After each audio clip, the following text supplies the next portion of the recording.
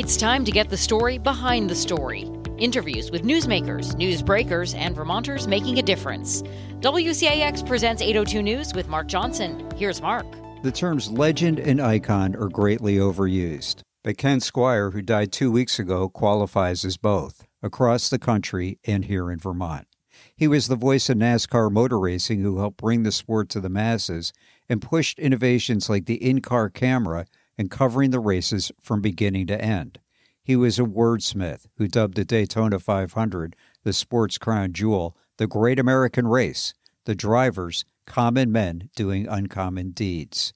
His signature call of the 1979 Daytona ending was thrilling and simply masterful, and still sends a chill up the spine more than 40 years later. He was a purist who thought the NASCAR Hall of Fame should be reserved for drivers, but in 2018 he was inducted and is the only broadcaster so honored. As one fan noted, if Ken Squier could call my morning routine, he could somehow even make that sound exciting. Author and environmentalist Bill McKibben once said, "I could listen to Ken Squier most of the night." In Vermont, he was the fearless leader of WDEV Radio, a trusted news source for the people and public officials in times of crisis like Tropical Storm Irene and this summer's flooding. He co-owned Thunder Road Speedbowl in Barrie, the nation's site of excitement, with longtime friend and partner Tom Curley.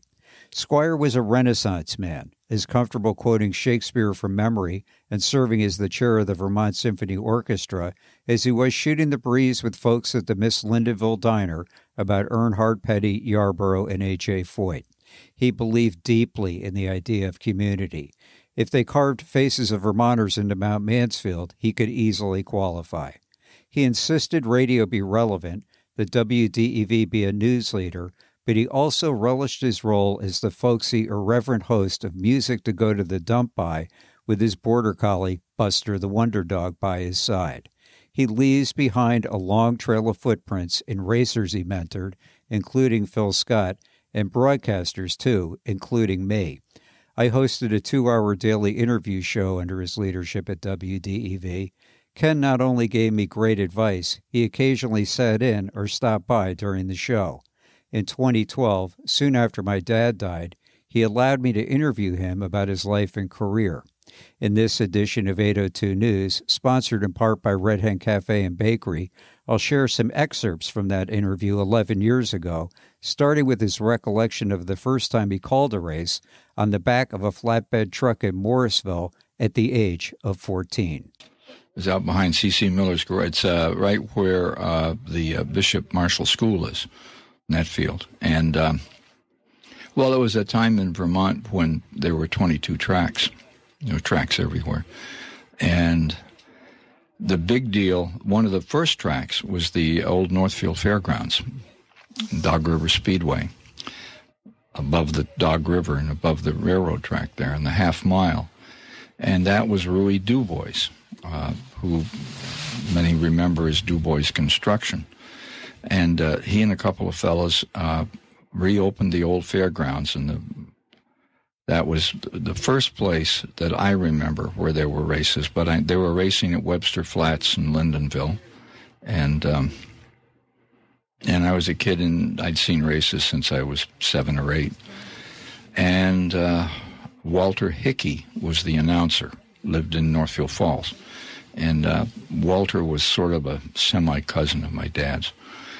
And he was the announcer for Dutton Sky Devils. That was an aerial show out of Vermont, Howard Dutton and that crowd. And so my dad would take me over there to the fairgrounds, see those original stock car. And they had a sprint car race there too. And that was in the days of Crash Johnson and the Flying Frenchman Norm Chalou and the Treya brothers. And it just spawned all over the state of Vermont. There were tracks in Rutland and Bennington and Sheldon Springs and Enosburg and I'm trying to think, not East Corinth, but down that way there was one, and then one right across the river in Lebanon.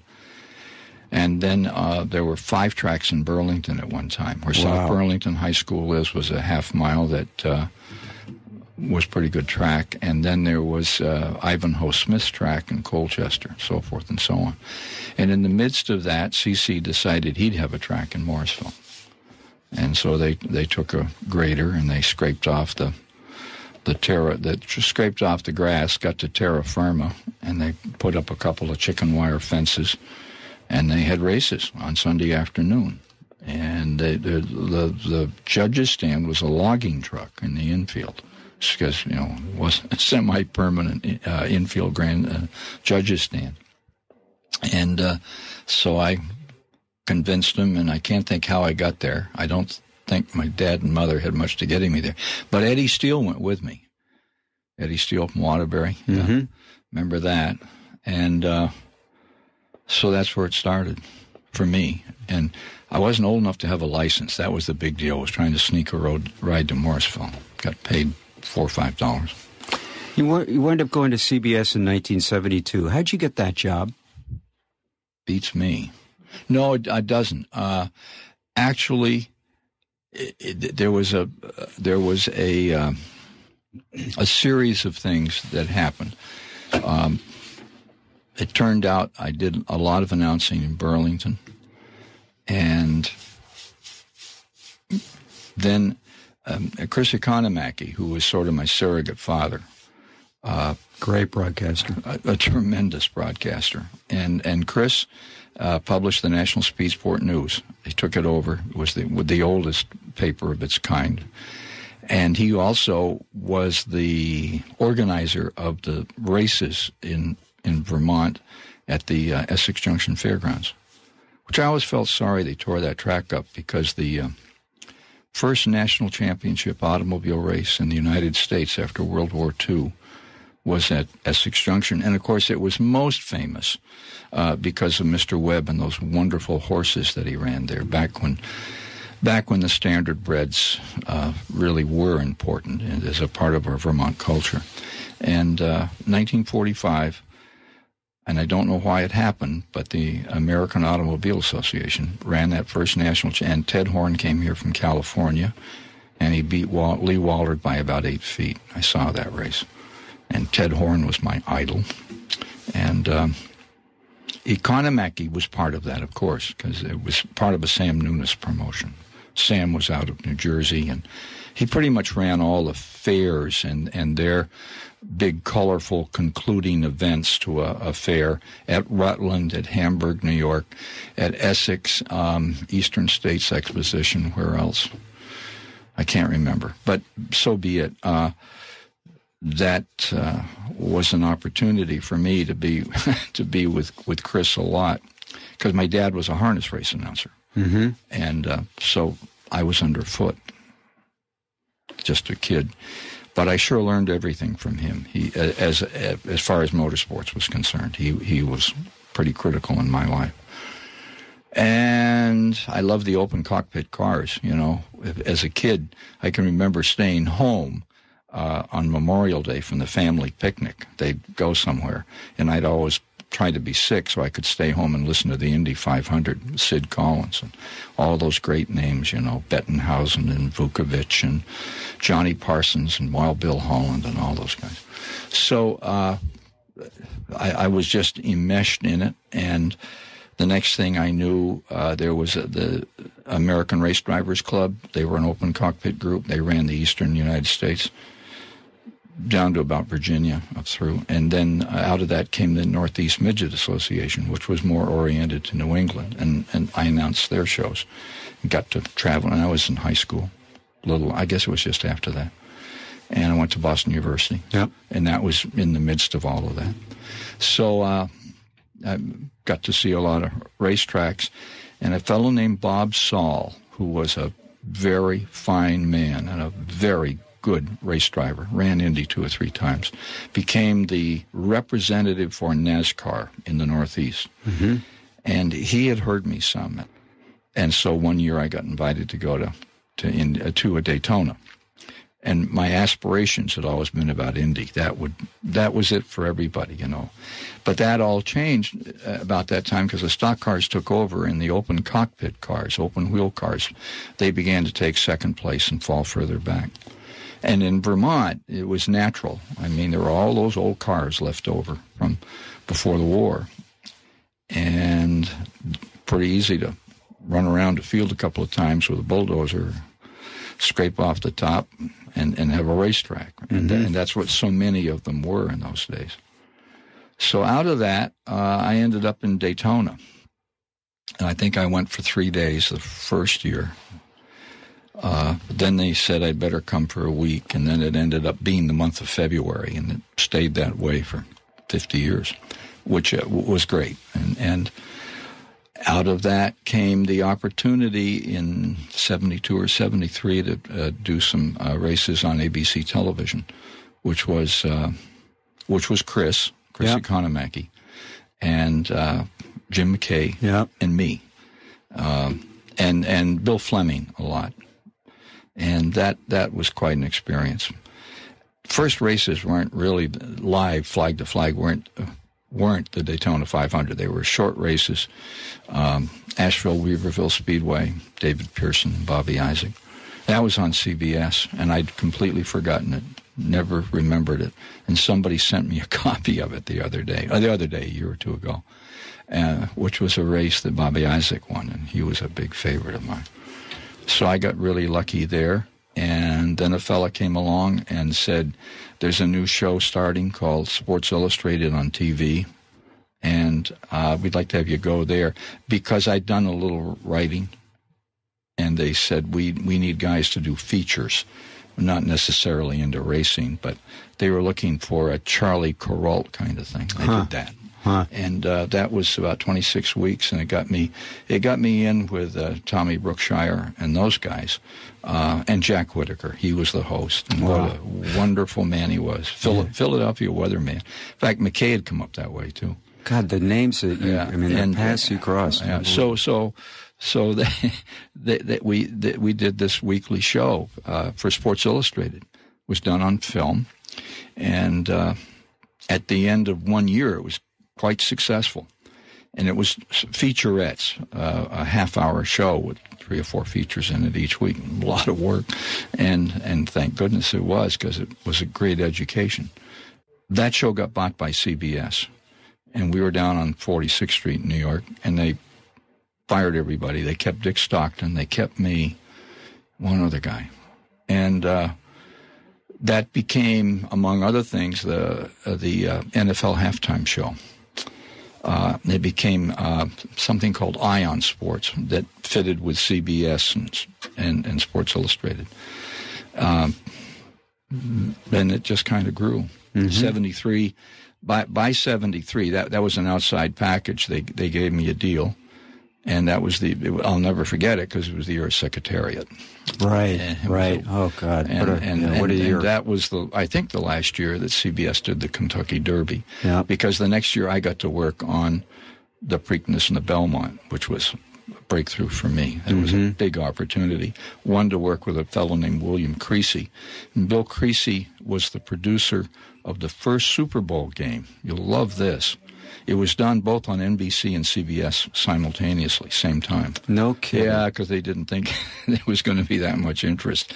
And Creasy was totally insane, and he taught across this water here at St. Lawrence. And so he was a professor, but he was a wild man, crazy man.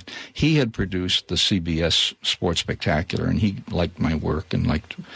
So I did a lot of stuff that he was involved in, and that got me up onto the 16th floor at BlackRock at that time, and then over to between 8th and 9th Avenue, and where the CBS studios were. And I always thought that was funny.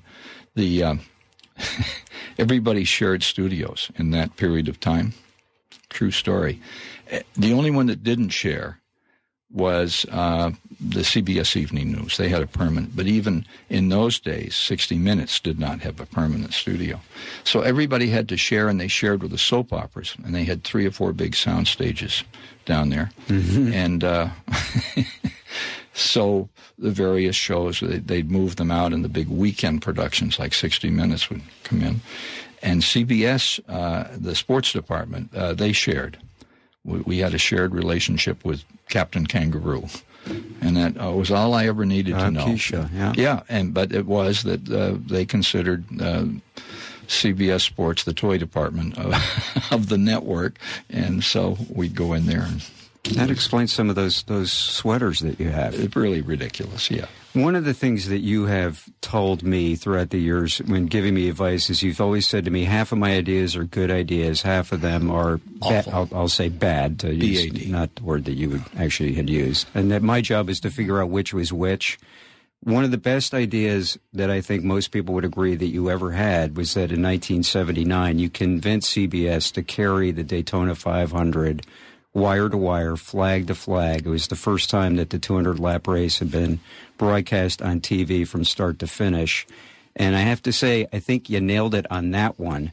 It wound up being the greatest finish, arguably, of all time. I saw it last night for the first time in my life, and I have to tell you, I was just blown away.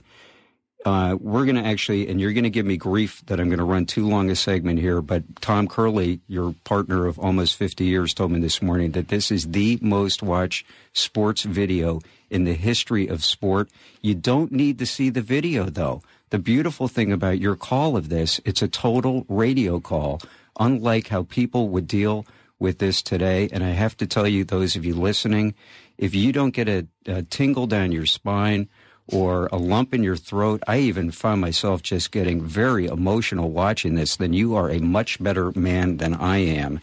The Titans, Yarborough, Allison, Waltrip, A.J. Foyt, and of course the king, Richard Petty. It put NASCAR on the map. It changed the sport forever. So along with Britain's David Hobbs, here's Ken with the call. Just listen to this. The white flag is out. 1 lap to go. This is it. Last lap. Stand by for two of the greatest fiddling here, fidgeting with first place. Passing some of the strikers in the last lap. Trying to take it home. It's all come down to this. Out of turn 2, Donnie Allison in first. Where will Cale make his move? He comes to the inside. Donnie Allison throws the block. Cale hits him. He slides. Donnie Allison slides. They hit again. They drive into the turn. They're hitting the wall. They're head on the wall. They slide down to the inside. Let's watch those third-place cars. They're out of it. Who is going to win it? Coming down, third place. They're coming around for the finish. Between A.J. Foyt and Richard Petty. Down the back straightaway come the leaders now. 2 cars are out. In the backstretch are the leaders. Watching for the leaders to, they're still up in turns 3 and 4. The leaders are up in turns 3 and 4. Coming down, Richard Petty is now pulling out in front. Darrell Waltrip is in second. A.J. Foyt is in third. Here they come. Waltrip trying to slingshot. Petty is out in front at the line. Waltrip to the inside. Petty wins it. Down on pit road. It has gone crazy. The Petty crew is out there jumping up and down. Petty has won it. Richard Petty has won his 6th Daytona 500, and the crowd here are going absolutely mad. Well, there he is. After a full year without a win, as the 2 leaders tangled in the back straightaway, they threw the block. It didn't work. A.J. Foyt pulls up to congratulate Petty. No matter how hard A.J. fights, when it's over, he is a gentleman. Let's look again at that crash. Here it is. They're into the turn already, spinning, sliding. The hopes for Donnie Allison vanish. Cale Yarborough trying to win his 3rd. He's out of it. A sad moment for these people, but for Richard Petty, hurt all of last year, driving most of the year with a broken and battered body, he comes home a winner today after 45 straight losses. If we can, we should be down on pit road. Tell the folks in the truck for just a moment. It's going to be some scene in just a moment. The 18-year-old son of Richard Petty, Kyle, out there waiting for his father. They have both tasted success. Here is the finish again, ladies and gentlemen. Richard Petty. Darrell Waltrip absolutely fighting that car. He got the left wheels on the flat of the bank and was really out of control there. And here comes a $60,000 car becoming a 22-passenger school bus to bring his crew to victory lane. Richard Petty, the great master, has just recorded his 186th career, and there's a fight between Cale Yarborough and Donnie Allison. The tempers overflowing. They're angry. They know they have lost. And what a bitter defeat.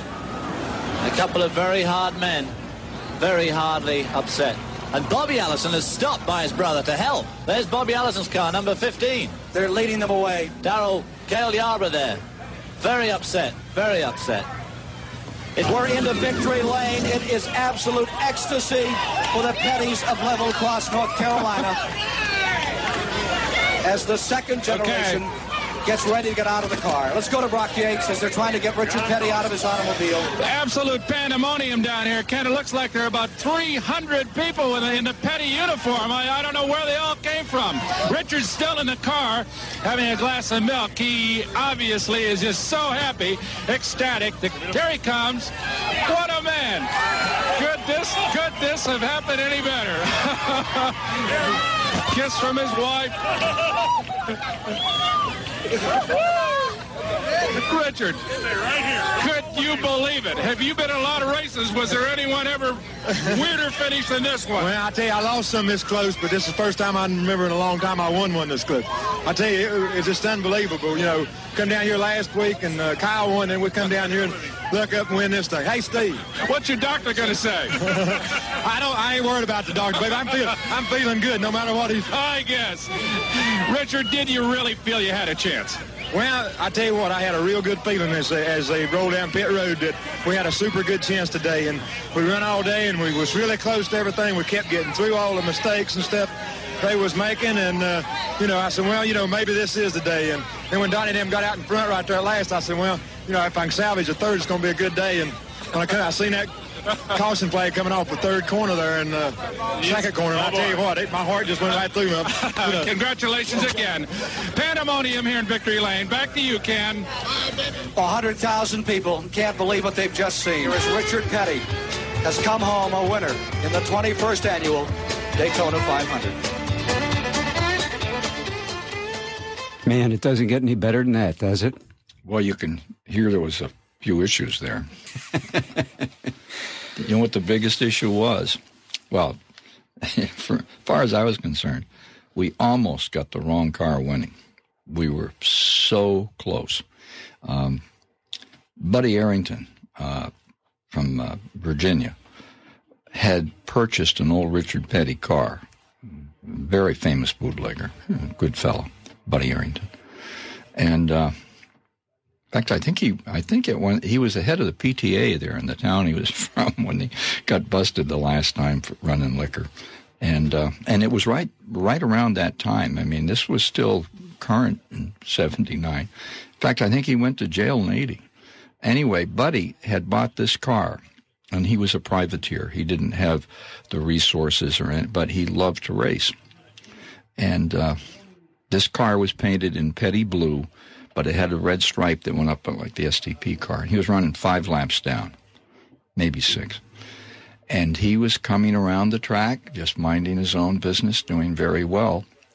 And when this incident took place, you could hear me saying, and the leaders are, well, because there was nothing else I could do. Because I could see that they were desperately trying to find these cars that were running at 200 miles an hour, 9 or 10 seconds back. So they were just coming out of the back straightaway, which is the long straightaway, as this incident took place in turn 3. And sure enough, they were pawing around, and I saw them start to shoot Buddy Arrington's car because it looked almost like. But the issue was that there was this trio back there that were putting the spurs to it. When they saw it, it was a yellow on the last lap, you raced to the flag. It isn't like it is today where they shut them down. You saw caution when the white flag was out. That was Katie barred the door. It didn't matter if the track was half covered with wrecked cars. You had to get through there and finish. So that sound of drama in my voice was, oh my gosh, I think we're on the way to seeing the wrong cars come across the line. They got it. Wonderful crew. And they picked it up, and they brought that trio down out of turn 4 to the finish line with Waltrip in second and A.J. puttering around in third, because afterwards he said, well, I could have run up through, but he said, I asked him a couple of laps before if there was any chance, and they said no, because Cale Yarborough and Donnie Allison had this sewed up. And he said, well, third paid about the same as fourth, and if I wasn't going to win it, I didn't much care. So he stayed back there. That's where he finished. It was pretty funny. Well, you didn't miss the call because your partner Curly, you brought down. You got him. He was in the director's place, pointing at go to camera. Well, he 3, heard go what to I 2. said, and he got it. And he got them focused back on this trio. And that was that was only 18 cameras. Today there's 50 or 60. He told me he was arguing with them, saying, get away from those the crash. Get back to we got to have the winner. Yeah. And they finally paid. And it's so hard because that is always like covering a war in actual time. And nobody gets that you have principles spread out over 2.5 miles, and a situation can change the entire environment and the leaderboard. And so how do you keep track of all of that? And this was something new in that year, 79. And they got it right. They did so much of it right. And that was the glory and the greatness of CBS in those days. They spent the money. They did, I bet, 13, 14 features, of which they may have shown only 3 or 4, because they wanted to, they got it, that this was a part of Americana that hadn't been seen. It was a lot like Tom Wolfe's story, The Last American Hero, about Junior Johnson.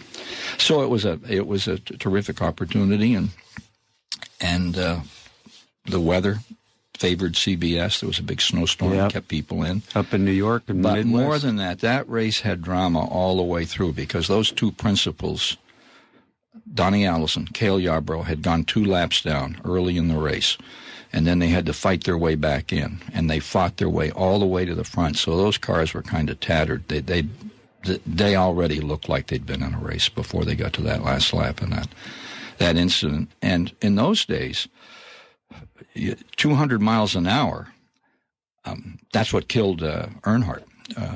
Within almost 500 feet of where he was killed was where they slammed into the wall. So that was no joke when they got into each other. But that race meant everything to them. And Donnie never won it. He got in a terrible accident at Charlotte the next year, badly broke his head, and that was sort of where it signed off. But A.J. Foyt thought that Donnie Allison was far superior to Bobby, and he supported him and backed him and everything until that awful crash at Charlotte. They're real people, and they really tried, and they were really committed, and that's what made it fun. It was always about the common man doing uncommon deeds, which I thought played super good, because that's what America was. That was what World War II was. I mean, that wasn't won by anything but the common men doing uncommon deeds. And the one sport that puts an individual in that position, other than mountain climbing, rock climbing, is that sport where if you got to be committed, you have to say to yourself, this for me is worth the candle. And Richard Petty was always the quarterback on the little team in Randleman, North Carolina, that married the cheerleader. And they're still together, although she's not doing well these days. That's what those people were. And some of them were whiskey runners, but that was a totally acceptable. You didn't drink red whiskey. You drank white whiskey. The only reason it was red in it was so the government could tax it and keep track of it.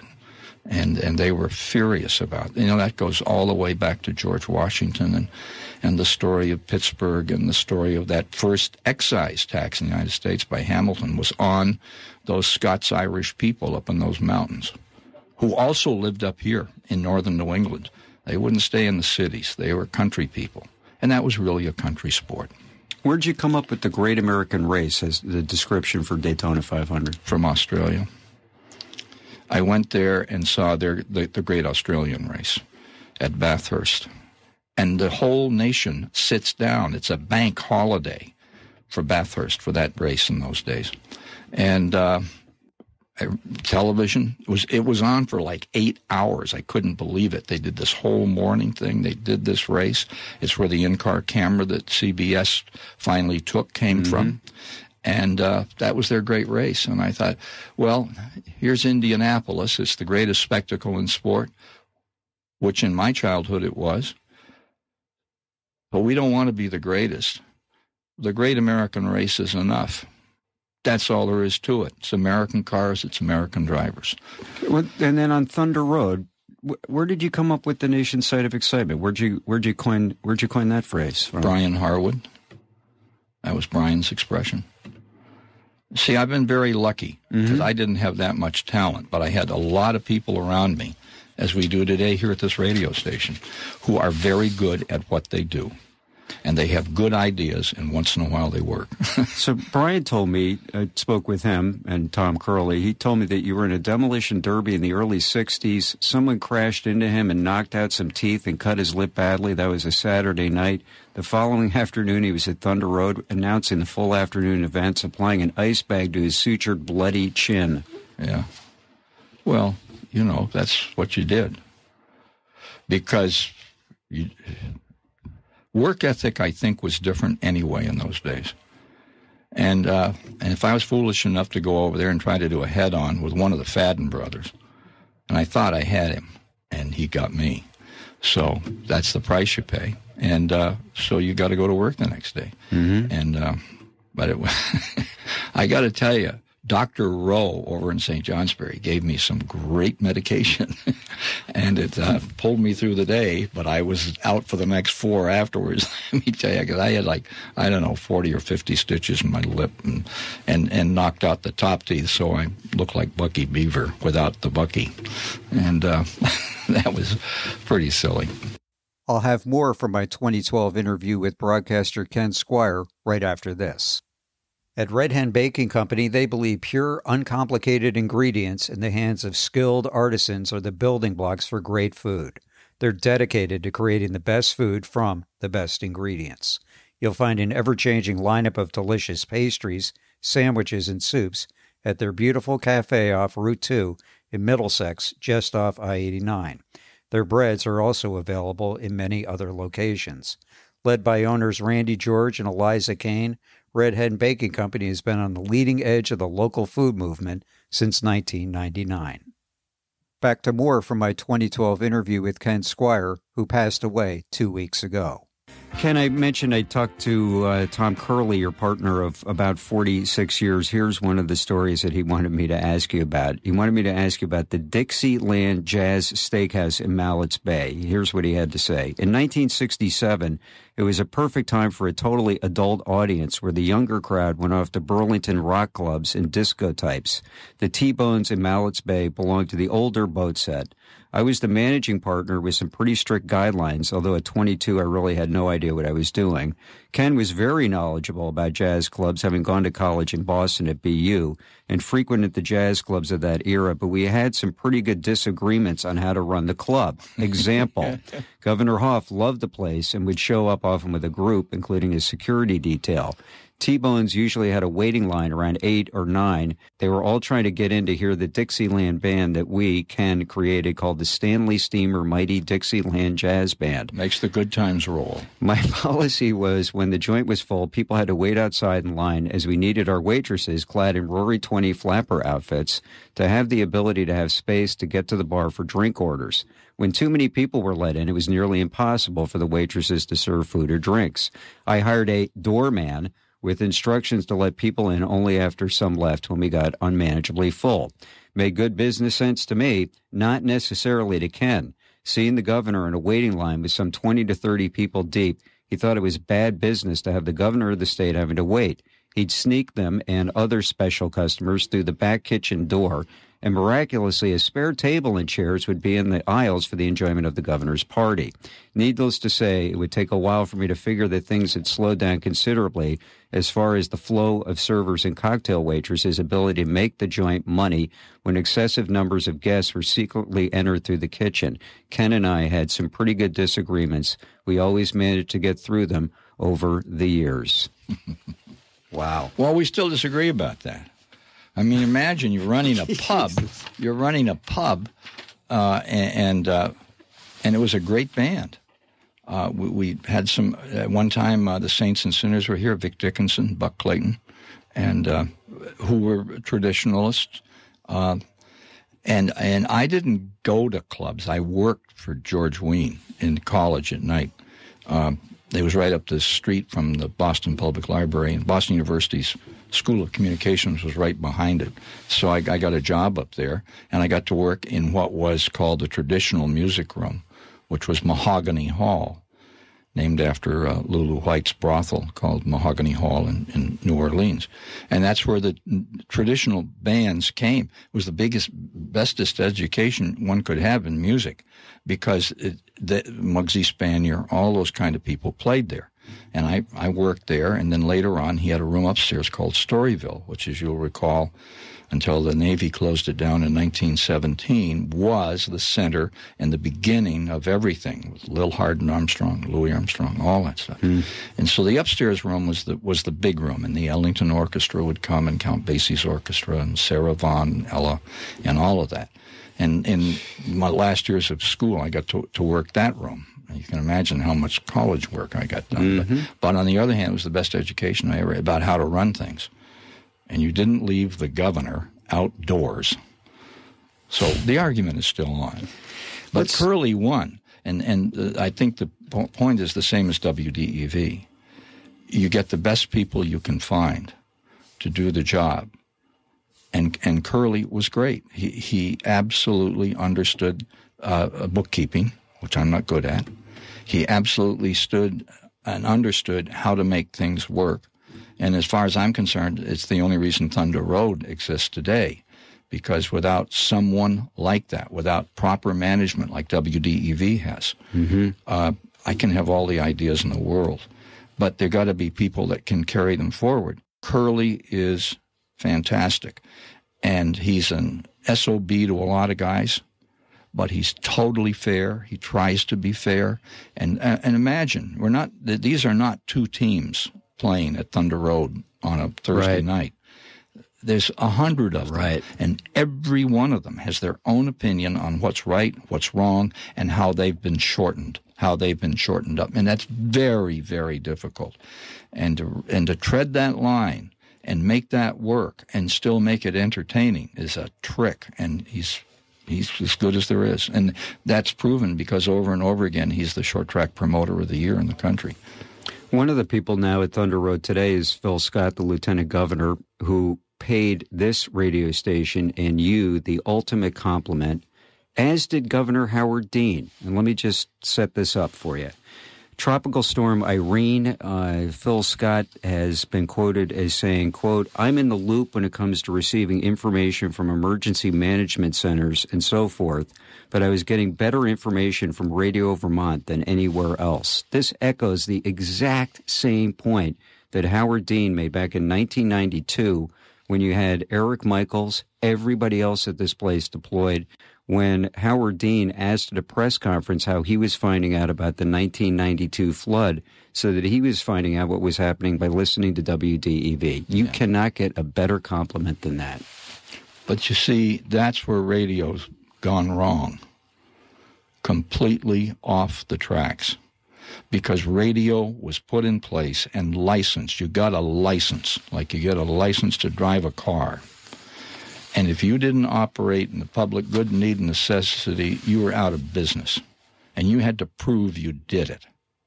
And so, therefore, the emphasis was on service to the public. And now the Federal Communications Commission is a joke. Now it is, they're in the business of auctioning off licenses. That's what they do. And so there is no sense of that, and you know this is, I hope you know this as well as anyone. The demise of radio will come with these music formats, because today the young people don't give a hoot. They've got their own music, their own way. They've got Pandora. They've got all these things. They can pull it out of the cloud. They don't need radio. Who does? The people who care about information. The most important people, the decision makers. And if we believe in our democracy then we believe that the common man steps forward and makes the decision that drives a country forward. And it frosts my butt that we're not getting this. And I know what I'm really seeking is to create competition for myself. I've always been unhappy about public radio because it wasn't needed. If radio had fulfilled its responsibility, and it did not. And so the government has stepped in to replace it. I don't want the government on those airwaves, period. Because no matter which party is in, there is a leaning, and you can't help it. And hopefully, and I'm probably wrong, but this I do believe, is that you can take different opinions and put them in the same place as if you were publishing a paper. And you see it in the free press. Remember, they do one side and the other? Mm-hmm. And why can't it be done in broadcasting? And then you, the listener, makes a decision. And instead, everybody gets caught up in their propriety and what's – no, you got to let them fashion it out, fight it out, and it gets nasty, and sometimes it isn't the language you want. So what? Mm-hmm. They have to hear it. I mean, it goes back to the great deist Ethan Allen in this state, who had opinions that went counter to a lot of people's. Those are the kind of guys that made a difference. Speaking of democracy, one of my favorite moments here at this radio station doing this show was 4 years ago, January 20th, 2009, the inaugural of Obama. A couple of weeks before that, I don't know if you remember this, but you said, I'd like to sit in, let's do the show together. And I thought, wow, what a great idea. So you lined up some really great interviews. You got Grace Potter. You got the big-time donor Jane Stetson out of Norwich, who wound up calling us on a cell phone from about 20 feet away from where Obama put his hand on the Bible. But the best interview that morning was when you had UVM professor Larry McCrory, a real leader in the Vermont African-American community. Both you and I knew that he was really ill at the time. And you said to me right before we started, you said, let me take this. And I thought, there is no easier yield that I will make in my life, whether it's in a car or with the microphone. And what was so incredible about this interview, and I'm going to run just a very short portion of it, was how you drew Larry out. You asked such simple questions. You just let him shine. You were talking with him about the lessons that he had learned as a child, the difficulty growing up as an African American in this country, and you just made this guy you made him an incredible person, and the dignity shone through. And we're just going to give a taste of this, and I'll have you comment on it. That never, never, never look a white person in the eyes. If your eyes meet, then you drop your eyes, you drop your gaze, and do not ever challenge a white man in that way. Now, do you have any idea what that does to one's personhood? And that's exactly what I'm talking about. That destroys a person's ability to be something or to even dream that he or she might be something, and so forth. So yes, that was an early lesson in survival, because that's what she was trying to do. And if you remember Emmett Till's story, who also went south to see his relatives, and you'll remember that he ended up in the river and so forth, you'll know how important those words were to me. So indeed, she was trying to save your life. She was trying to save my life, and probably did. If you know the Emmett Till story, then you know what happened. So that was in the 1930s. Yes. How far we've come. How far we've come, and there's no question about that. I mean, we've made tremendous strides ahead. And, of course, the one today is just unbelievable. I mean, in the sense that no one of us my age could possibly imagine that this could ever happen to or for us. In a word, if you were to select a word about what today means, what it signifies, what would you tell us, Larry? Hope. Hope. Hope in a future. You just really let him be the star. Well, he was a good tenor player. He was a fine jazz musician. He was the dean of, and I can't think what school down there at the University of Vermont.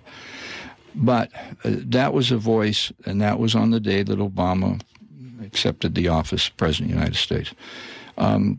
There was a man here in Vermont that had traveled the route. He'd been on the road. He knew what he was talking about. So the opportunity to have him on, and he went on in that particular interview and said, "How far we have come," is a question, not "how far we have come" is an exclamation point. That's what radio is needed for. That's why it is important, because you can listen in your car, you can listen while you're doing it. And it's the only one you can do that. Sure as hell can't do it when you're watching TV in the car or even using your telephone. But you can listen. And if we listen to one another, we got a real chance. And if we don't listen to one another, we're screwed. And listening to him and hearing that again, I'd forgotten that part of the interview. I remember about the conclusion. Mm-hmm. And my feelings that, we wouldn't be doing another interview with him. Yep. But that's the opportunity that radio provides. You chaired the board of the Vermont Symphony. When that symphony was financially on the ropes, why did you care? Well, because imagine the culture of Vermont to much of the nation are maple leaves and snow. And here we have the oldest state orchestra in the United States. What a statement about Vermont. And if you were fortunate enough as a kid to have your old man grab you by the ear and go and listen to those guys, then with Alan Carter. So much of my life is involved in this radio station. I mean, this was my playground. We lived up over the department store, over the V.L. Perkins Furniture Store. On the second floor. And I could walk from there when I was 3 or 4 up here to see my dad.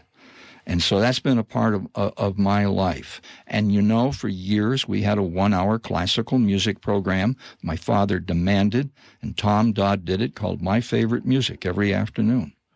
And today we're still doing the same thing. We've got different opinions, and we've got Artie Levine.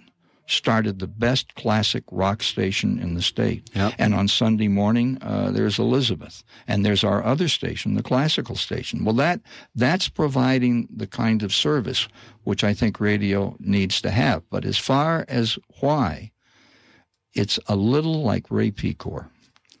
Nobody understands how important this latest deal was when he did a deal with Jack Bramley at the University of Vermont. The culture of Vermont. About Centennial Field. Centennial Field. This is a historic landmark, as far as I'm concerned, in Vermont, and very important, because baseball is a tradition in this state. Ray Collins was on that 1912 team that won the World Series when there was a new Fenway Park. And you drive by his old farm down here on the road in Colchester. Part of our tradition, and what is played in Vermont? Well, basketball indoors in the winter, baseball in the summertime. And that was a shining example that UVM had about what this state was about. Sure, they had a practice indoors most of the time because you couldn't play in those snowdrifts. But it was part of our tradition, part of the lives of every town around here. There was a town team. It was a part of our culture, as is the Vermont Symphony, and just as important to so many people. They care about it. They care about it. That's what counts. You had a dad who had the great fortune of having a son who was interested in broadcasting, who's really carried on the tradition. There is not a next generation of Squiers to take over this radio station. People ask me all the time, Ken, what's going to happen to WDEV? I mean, we all hope you live to 125, but... Well, no, you like you keep pointing out, thank you very much. 77 and getting ready to fall off my perch. So...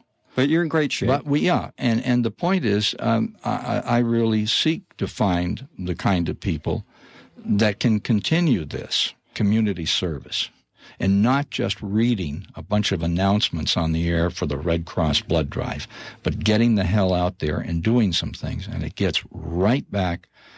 This bothers no end. We didn't do anything but what needed to be done when the flood came. Yep. That was why we were here. That's why we were granted the license. I talk too much. No. But I really love, that's another terrible problem.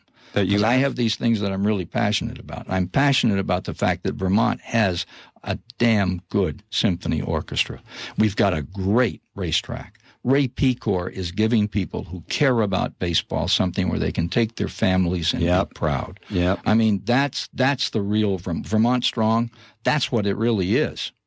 That's what it is, and I would choose to think that WDEV fits in there somewhere. And it doesn't. You don't have to have that license plate on your front. Well, I got one. I got two. Well, I didn't mean to, but that son of a gun that runs the transport, what's his name? Ide. What a horrible person he is. Uh-huh. I said I'd like to buy one. He said, no, you'll buy two. In our 2012 interview, Ken explained why he didn't think broadcasters should be considered for the NASCAR Hall of Fame, comparing them to parrots squawking on a sinking ship like the Titanic. He would be inducted 6 years later in 2018, the only broadcaster so honored. Why are you not in that Hall of Fame? Because I don't belong there. Come on. I mean, that what we heard almost an hour ago to me would qualify you right there. That's me sitting there talking. Oh, get out of here. No, wait a minute. Out there were 5 principals. They put it all on the line. Richard should have died 3 times. Just should have. But he kept coming back and he kept doing it. And he, as much as any of those built that sport, Earnhardt has followed in that tradition. So there's a lot of people that have done a lot of things and made a lot of commitment. And sports heroes are important. They're not as important as our military heroes, because those whose names we never know are the ones that have counted over and over again for this country. Sometimes I think we waste them, and that irritates me no end, that the military-industrial complex gets us into things like Iraq, and it personally drives me crazy. But you get down to the military people that serve us, they do the job. And that's really, I think, very, very important. They're the kind of recognition. Let me tell you, and I'll end it here, if you don't mind, how I feel about announcers going into Hall of Fames, and I'm in a couple. Mm-hmm. And that's okay, but usually I always feel it's a chance to sell another chicken dinner. But here's the situation. The Titanic is a big story right now. Yeah. 100 years ago. Yeah. Okay. Picture this. The ship is going to sink. And so the first thing you do is you get the women and children off the boat. Second thing you do, if you can get the boats back and you've got them safely someplace safe, then you take care of the paying customers, the people who laid it out to make that happen, that trip. You get them safely out. Then you go back and you take the crew off the ship, the people that serve that ship. These are the important people. Children, mothers, future. Fathers, grandfathers, uncles, future. Crew, future. Mm-hmm. When you get them all off, last man to leave is the captain. The captain steps off and goes down this, and as he's going down the side, he says to himself, "Oh, goodness, I forgot the parrot." See ya. Just, one more question. You were really affected by that Earnhardt death. How come? Well, because it was the end of an era. Because that Earnhardt came out of the old school. He was 8th, by the way, in that 79 race. Yeah. And I think that was his first time there. Earnhardt, there was a tradition in racing, which is totally being lost. When the politically correct discovered motorsports, it changed the environment. And properly so. More emphasis on safety, and it was needed. No question. But the sense of what racing was from the very beginning was that those who strapped themselves into that thing for whatever reason, ego, sense of commitment, sense of accomplishing something and holding on to your very existence with your bare hands, a lot like those rock climbers. That meant something. You died on Sunday. You were buried by Wednesday or Thursday because you had another race the next week. I was reading the story of the Ferraris and Varzi, who was one of the great racers. He and Nuvolori had it out for years. And Nuvolori was the greatest racer of all time for me. And Varzi gets killed in 54. And I think he was driving for Maserati. I don't think he was driving for Ferrari at that time. Anyway, he's out practicing, and he got killed. And he was the Fittipaldi of Brazil. He was name your great athlete, Mickey Man, whatever. He was for Italy. Varzi was there, then Ascari. The ones you talked to Mario Andretti about. Varzi's right up there. The team took down their flags, and I believe it was in the Italian Grand Prix. They took down their flags, and they pulled their team out of the race, withdrew. Mrs. Varzi went to the team manager and said, "You can't do this. Those cars have to race." And they did. Because that was the sense of going on, which is, again, that sense, which was always the way of this sport. It was a bloody, dangerous sport. Don't kid yourself about that.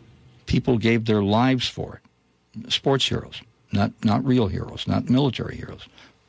Two different groups. But there were people that committed to it. And Earnhardt was the last of that. It was almost preordained that he would go. And he'd go in the great race. And that he would go with his son battling side by side with his other car for first place. I can just see Earnhardt back there, running about 10 seconds back from the leader. And for the first time in his life, because everything he did, he ran, if it was for $10, he ran as hard as he could until he couldn't run anymore, until the flag came out. So he's there, and he looked out, and the end of my chapter on Earnhardt is, there he was, watching his next generation, the future, battling with another piece of which was in one of his cars, and he was satisfied. He had that moment that Sisyphus did when he got to the top. Right. And he sat there, and so what was he doing? He was back there not goofing off, because they were going 200 miles an hour, no question about it. But he was with his friends. He was with Kenny Schrader. He was with Sterling Marlin. These are guys he'd raced with for 20 years. And here he was looking out the front windshield and seeing his son ready to win the Daytona 500. And he felt very good about it. And he didn't hit the gas button. He stayed with these guys and was enjoying the moment, and it was his final moment. Boy, if we could all just go out with that satisfaction that Dale Earnhardt did. I think of my dad being 80, dying in his sleep, in his home, next to the woman that he loved for 60 years. I mean, it doesn't get any better than that. Thank you for doing this today. I really appreciate you doing it. Love talking about racing and the symphony and WDEV. And thanks for this incredible opportunity that you give me each and every day. You've given me great advice, some of it great, some of it garbage, and you've given me the freedom to not necessarily follow it, and I get to choose which I think is which. But I think I can speak for everybody listening out there that we all thank you for making Vermont a better, stronger community. And with that, you're out of here. I'm out of here. Thank you. What a nice thing to say. Thank you. That's the checkered flag on this edition of 802 News, brought to you in part by Red Hen Cafe and Bakery. Thanks for listening.